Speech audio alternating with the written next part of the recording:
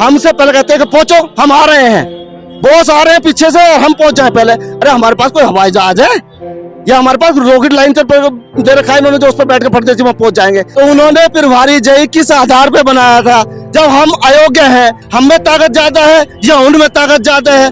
दरी से तब हटेंगे जब 4200 ले लेंगे। जूनियर इंजीनियर के ठीक नीचे कार्य करते हैं तो हम अगर उसके ठीक नीचे का वेतन मांग रहे हैं तो कौन सा अपराध कर रहे हैं? अगर ये मांग करते हैं तो भी हमें कहते हैं नाजायज मांग कर रहे हैं। प्रबंधन सिर्फ और सिर्फ अपनी हठधर्मिता के कारण हमको टाल रहा है। नमस्कार, मैं हूं अन्नू और आप देख रहे हैं झलको उत्तर प्रदेश। अगर आप झलको उत्तर प्रदेश पर नए हैं तो चैनल को लाइक और सब्सक्राइब करना बिल्कुल ना भूलें। इसी के साथ ही जो वीडियो है उन्हें ज्यादा से ज्यादा शेयर करें। जैसा कि आप इस वक्त देख रहे हैं, मैं हजरतगंज के शक्ति भवन में खड़ी हुई हूं। जैसा कि आपको पीछे से मेरे आवाजें आ रही होंगी, जो राज्य विद्युत परिषद के जो कर्मचारी हैं, प्राविधिक कर्मचारी हैं, वो 2 दिवसीय धरना कर रहे हैं। ऐसा कहा जा रहा है कि जो उनकी मांगे हैं वो पिछले 2 सालों से पूरी नहीं हुई हैं। प्रबंधन उनकी मांगों को मानने के बजाय टाल रहा है। तो आइए जानते हैं उन्हीं से कि आखिर उनकी क्या मांगे हैं। अभी हमारे चेयरमैन साहब ने एक सर्कुलर जारी करा था, हमसे उच्च जो वर्ग है, हमारे संवर्ग से उच्च जो संवर्ग है, अभियंता संघ जय संगठन, उन्होंने स्ट्राइक की थी। उस स्ट्राइक के बाद में हमारे चेयरमैन साहब ने एक आदेश जारी करा था कि सब लोगों को TG2 को जो है प्रभारी जय बना दीजिए। तो उन्होंने प्रभारी जय किस आधार पे बनाया था? जब हम अयोग्य हैं, 10 साल की बाध्यता उन्होंने रख रखी है प्रमोशन के लिए, तो 5 साल में जय क्यों बना दिया उन्होंने? किस आधार पर बना दिया? नंबर 1। नंबर 2, जब हमारी नियुक्ति हुई है, हमारा जो ग्रेड पे होना चाहिए वो अवर अभियंता से नीचे का होना चाहिए, वो आज तक वो उन्होंने नहीं दिया। वो क्यों नहीं दिया जब हम अवर अभियंता से नीचे काम कर रहे हैं? तीसरा हमारा क्वेश्चन है चेयरमैन साहब से कि जब आज का रिवेन्यू देख लें और हमसे ऊपर के जितने संवर्ग हैं उत्तर प्रदेश पावर कारपोरेशन में, अवर अभियंता वर्ग हो या अभियंता वर्ग हो, वो एक दिन स्ट्राइक कर ले तो उनका जो आज का रिवेन्यू का देख ले लॉस कितना होगा, और हमारे संवर्ग को एक दिन की स्ट्राइक पे कितना रिवेन्यू होगा, उत्तर प्रदेश पावर कारपोरेशन को वो कितना लॉस होगा, वो देख ले। हम में ताकत ज्यादा है या उनमें ताकत ज्यादा है? हम में काम करने की क्षमता ज्यादा है या हमसे उच्च संवर्ग के, जिनको वो हर साल बगैर नीति के प्रमोशन कर देते हैं, उनका संवर्ग का उनकी ताकत ज्यादा है? उनको देख लीजिए। दूसरा, हम धरातल पे हम SSO का काम भी करते हैं, रिवेन्यू का काम भी करते हैं, कनेक्शन काटने का काम भी करते हैं, कनेक्शन जुड़वाने का काम भी करते हैं, TG2। और जब प्रबंधन पे आफत आ जाती है, दूसरे संवर्ग स्ट्राइक पे चले जाते हैं, तब हम जय का काम भी करते हैं। और अगर SDO भी स्ट्राइक पर चले जाएं और जय भी स्ट्राइक पर चले जाएं, हम SDO का काम भी करते हैं। तो हमारे संवर्ग को क्यों नहीं मिलना चाहिए 4200? इस चीज का जवाब दे चेयरमैन साहब। दरी से तब हटेंगे जब 4200 ले लेंगे। और आजकल तो हमारे पास में बहुत अच्छा ऑप्शन है OTS। Uttar Pradesh power corporation में जब तक OTS चलेगी, जब तक हमारी मांग पूरी नहीं होगी, हम दरी पे से उठेंगे नहीं। जो हमारे शीर्ष प्रबंधन को हमने लिख के दे रखा है, हमारे नेताओं ने दे रखा है लिख करके, जब तक हमारी मांग पूरी नहीं होगी हम इस दरी पे से उठेंगे नहीं। राज्य विद्युत परिषद प्राविधिक कर्मचारी संघ का प्रत्येक साथी यो दृढ़ निश्चय लेकर आया है, अपने घर से यो शपथ लेकर आया है कि जब तक 4200 नहीं मिलेगा हम यहाँ से जाएंगे नहीं। 10 साल से, पिछले 10 साल से इन्होंने कूटनीति जारी करी है। हर साल जब प्रमोशन आता, कभी 10 साल की बाध्यता, कभी इंटरव्यू, कभी रिटन टेस्ट। अरे हमसे जो उच्च संवर्ग है उनका इंटरव्यू आज तक, इंटरव्यू लिखित परीक्षा क्यों नहीं हुई? उनके करवाई जाए तब हम भी देने के लिए तैयार है। अभी हमारी 10 साल की बाध्यता कर दी इन्होंने। 10 साल की बाद अभी इनको जय संगठन ने जो है धरना दिया, तब अवर अभियंता प्रभारी अवर अभियंता बना दिए। वो किस आधार? जब हम अयोग्य हैं तो आपने प्रभारी अवर अभियंता किस आधार पर बना दिए? सारे चेयरमैन जितने भी प्रबंधन है सबको आदेश कर दिए, MD टोटल MD 6 के 6 MD को आदेश कर दिए कि सबको प्रभारी अवर अभियंता बना दो। ये बिजली चला सकते हैं, बिजली घर भी चला सकते हैं, रिवेन्यू भी ला सकते हैं, कनेक्शन कटवा सकते हैं, जुड़वा सकते हैं, नए कनेक्शन दे सकते हैं, स्टोर से सामग्री उठवा करके साइट पर लगवा सकते हैं। तो क्यों नहीं देते 4200 ले करेंगे, हमारा हक है। मेरा खुला चैलेंज है। 200 रुपए साइकिल भत्ता हमें देते हैं, वो भी उसको देते हैं जो फील्ड में लाइनमैन की नियुक्ति है। TG2 लाइन है, TG2 विद्युत को कोई नहीं है। आज के टाइम में कौन सा चला जाएगा भाई कनेक्शन काटने 20-30, 40-40 किलोमीटर जो साइकिल से चला जाएगा कनेक्शन काटने? हमसे पहले कहते हैं कि पहुंचो, हम आ रहे हैं, बॉस आ रहे हैं पीछे से, हम पहुंच जाए पहले। अरे हमारे पास कोई हवाई जहाज है या हमारे पास रॉकेट लाइन दे रखा है इन्होंने जो उस पर बैठ के फट जैसे हम पहुंच जाएंगे? हमारा हक है 50 रुपए या 100 रुपए पर डे का पेट्रोल भत्ता लेकर रहेंगे, और अब इनता की तरह लेकर रहेंगे तभी हम फील्ड में जाएंगे, वरना जो हमारा मूल कार्य है, हमारा कार्य है TG2 का सीधा सा सब स्टेशन पर ऑपरेटर का।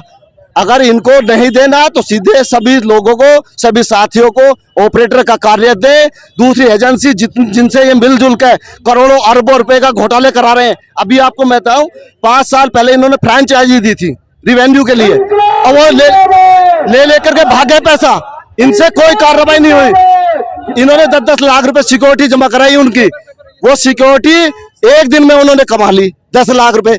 जो आदमी की 10 लाख सिक्योरिटी जमा करा रहे, 50 लाख वो एक दिन में जमा कर रहा बिल, तो उसको क्या फर्क पड़ा सिक्योरिटी से? उस पर कोई कार्रवाई नहीं। अभी इन्होंने बिलिंग एजेंसियों को ठेका दिया है कि बिल जमा करने का काम भी वो करेंगे। ऐसी कौन सी सिक्योरिटी उनसे जमा करा ली इन्होंने? हमारी तो तनख्वाह कट जाए, सस्पेंड हो जाए, ट्रांसफर हो जाए, वेतन वृद्धि रोक दी जाए, उनके खिलाफ कौन सी कार्रवाई करेंगे? क्यों प्राइवेटाइजेशन कर रहे हैं इस डिपार्टमेंट का? TG2 ने आज तक इस डिपार्टमेंट को कोई नुकसान नहीं पहुंचा। मेरी हाथ जोड़ के विनती है, निवेदन है चेयरमैन साहब से, उत्तर प्रदेश पावर कॉर्पोरेशन के, इन कर्मचारियों का शोषण ना करे, इनकी जो जायज मांगे उनको मांगे। इनकलाब जिंदाबाद, जय हिंद, जय संगठन। DK मिश्रा जी मौजूद हैं, तो आइए जानते हैं उनसे कि जो धरना प्रदर्शन हो रहा है यहाँ पर, आप देखिए कितनी भारी संख्या में जो विद्युत परिवार के लोग हैं वो यहाँ पर मौजूद हैं। तो आइए जानते हैं DK मिश्रा जी से कि उनका जो ये धरना प्रदर्शन हो रहा है वो किस लिए हो रहा है। देखिए, जैसा कि आप सबको पूर्व से ही विदित है कि हमारा ये धरना प्रदर्शन किसी विशेष उसके लिए नहीं है, बल्कि जायज मांगों के लिए है।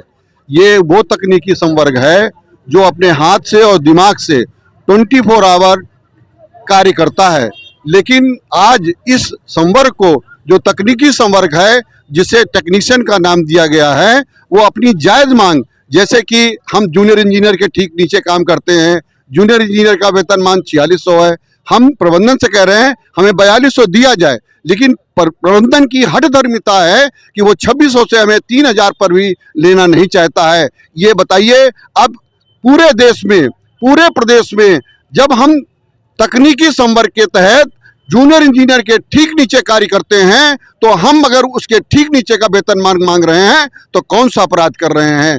अब इससे बड़ी कोई और इससे अच्छी और इससे छोटी शायद कोई मांग नहीं हो सकती है।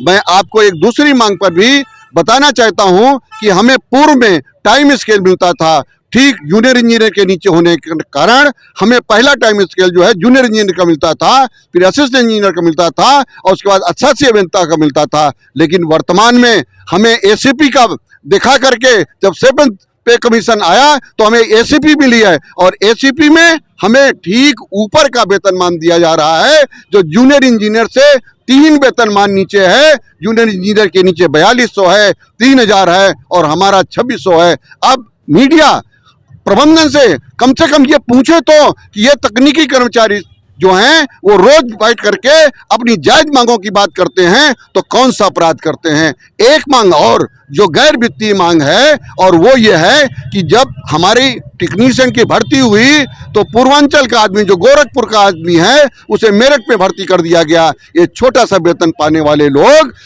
जो गोरखपुर में रख करके, गोरखपुर का आदमी है तो बस्ती में रख दीजिए, आजमगढ़ में रख दीजिए, बलिया में रख दीजिए, और अपना कार्य अच्छी तरीके से संपादित कर सकता है। लेकिन उसको पश्चिमांचल में भेज दिया गया, कहीं दक्षिणांचल में भेज दिया गया। प्राविधिक कर्मचारी संघ के सिपाही ये भी अपनी मांग कहते हैं कि मुझे कम से कम अपनी कंपनी पूर्वांचल या पश्चिमांचल का है तो पश्चिमांचल, दक्षिणांचल है तो दक्षिणांचल कंपनी में। अब बताइए, हम अगर ये मांग करते हैं तो भी हमें कहते हैं नाजायज मांग कर रहे हैं। इतना पीड़ित कर रखा है इस प्रबंधन ने कि हम बहुत पूरी तौर से सभी लोग, हमारे सारे सिपाही पीड़ित हैं, और आज दरी बिछा करके हम सड़क पर जो है अपना आंदोलन करने के लिए मजबूर हैं। देखिए, वेतन विसंगतियां ही मेन मुद्दे नहीं है। हमारे जो भी तकनीकी संवर्ग के लोग हैं ये फील्ड में भी कार्य करते हैं, चाहे डिस्कनेक्शन के कार्य हो, चाहे बिजली बनाने का कार्य हो, चाहे ऑपरेशन में रात में जो सप्लाई का मेंटेन करने का कार्य हो। उसमें हम एक मांग कर रहे हैं कि पेट्रोल भत्ता दिया जाए। जो फील्ड में हम अपने वेतन के पैसे से पेट्रोल खर्च नहीं करेंगे। जो भी अधिकारी अगर बाहर निकलता है तो उसको गवर्नमेंट ने गाड़ी दी हुई है, अधिकारियों की गाड़ी इस फील्ड में घूमने के लिए दी है। तो हम पेट्रोल भत्ता एक मोटरसाइकिल में जो हम मोटरसाइकिल प्रतिदिन 100-150 रुपये खर्च करते हैं उसकी मांग कर रहे हैं। वो जेन्युइन मांग है और जायज़ मांग है, लेकिन उसको भी वो नाजायज़ मान रहे हैं। दूसरी बात हमारी मांग है जो भी हमारा प्रमोशन है, जो IAS की प्रमोशन होता है हर 6 महीने में हो जाता है, सचिव, अपर सचिव, प्रमुख सचिव तक। यहाँ हमारे AEM एक्सियन होते हैं, AC होते हैं, मुख्य अभियंता होते हैं, JE SDO बन जाता है। हर 6 महीने में 2 सीट खाली होती है, प्रमोशन कर लेते हैं। हमारा प्रमोशन 1200 सीट खाली है वर्तमान में, लेकिन 3-3 साल लगा देते हैं प्रमोशन में। जो भी नया प्रबंधन आता है अपना एक नया नियम लाता है। कहीं भी ऐसे विभाग नहीं है, चाहे रेलवे हो चाहे शिक्षा विभाग हो, हर विभाग में एक प्रमोशन की प्रक्रिया बनाई गई है। उस प्रमोशन की प्रक्रिया सभी संवर्गों का प्रमोशन किया जाता है, लेकिन हमारे यहाँ केवल तकनीकी संवर्ग का प्रमोशन ये अपने हिसाब से करते हैं कि किस में हमको फायदा हो सकता है, किस में तकनीकी संवर्ग का नुकसान हो सकता है। ये लोग समीक्षा नहीं करते हैं और प्रमोशन अपने हिसाब से करते हैं, अपने हिसाब से नियम बनाते हैं। जो भी मांग मानते हैं तो लिखते हैं समीक्षा की जाएगी, इस पर कमेटी बनाई जाएगी। आज तक कोई एक भी हमारी 18 सूत्री मांग है, एक भी मांग इन्होंने नहीं मांगा है। पिछले बार भी हम लोग आंदोलन किए, माननीय ऊर्जा मंत्री ने कहा कि OTS का समय चल रहा है, उपभोक्ता देवो भव, उसके तहत आप लोग सेवा करिए। आप लोग एक नहीं 5 मांगे माने हैं जी। आज तक 8 महीना हो गया, अभी तक पता नहीं है कहाँ उनकी मांग और उनका शासन चला गया। मैडम आप देखिए, ये पूरे प्रदेश के लोग हैं। बहुत सारी चीजें इसमें ऐसी हैं जिसपे परीक्षण चल रहे हैं, 2 साल से परीक्षण चल रहे हैं। आप बताइए, हमारे लिए तो समय सीमा निश्चित कर दी जाती है, क्या प्रबंधन के लिए समय सीमा नहीं है? ये सिर्फ हमें टालने की नीति है, सिर्फ बहलाया जा रहा है, फुसलाया जा रहा है और कोई काम नहीं किया जा रहा है। जबकि शासन का स्पष्ट निर्देश है कि कर्मचारी संगठनों से वार्ता करके उनकी मांगों पर सुनियोजित कार्यवाही की जाए, जो सही मांगे हैं उनको मान लिया जाए, उन पे कार्रवाई की जाए, लेकिन प्रबंधन सिर्फ और सिर्फ अपनी हठधर्मिता के कारण हमको टाल रहा है। यहाँ पर आज हमारा 5वां चरण आंदोलन चल रहा है और हमारे लगभग प्रदेश के सभी जिलों से हमारे तकनीकी साथी पूरे अपने जोश खरोश के साथ संघर्ष में सहभागिता कर रहे हैं। और आज यहाँ जो प्रबंधन द्वारा हठधर्मिता अपनाई जा रही है, जो बार बार उनका तानाशाही रवैया अपनाया जा रहा है, तो हमारे संघर्षों के सामने उनको झुकना पड़ेगा। और हमने ये ठान लिया है कि अगर हमने आंदोलन का आगाज किया है तो उसको आयाम को अंजाम तक लेकर जाएंगे, चाहे कुछ भी हो जाए। आवाज दो!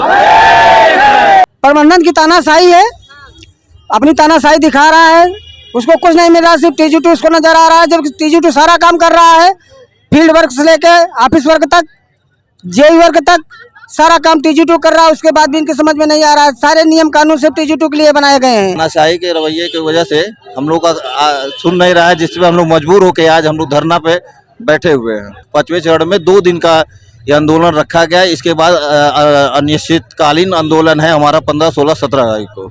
अगर नहीं मानेंगे तब तक हम लोग यहाँ पे बैठे रहेंगे, जब तक वो आके खुद ना हमें कहे कि आपकी मांगे पूरी कर ली गई है।